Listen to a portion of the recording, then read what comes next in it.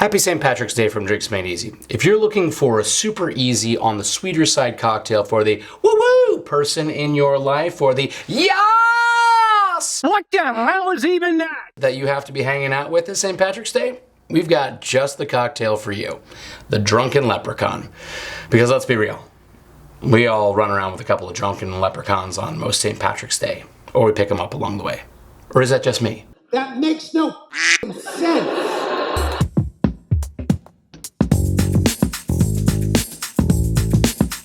To build the Drunk Leprechaun, we'll start with 1.75 ounces of Irish whiskey, 1 ounce of Blue Curaçao, and 3.5 ounces of pineapple juice.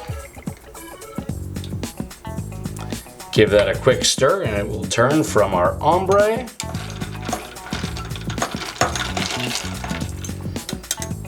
give it a little cherry and a straw. And easy as that, you have the Drunk Leprechaun.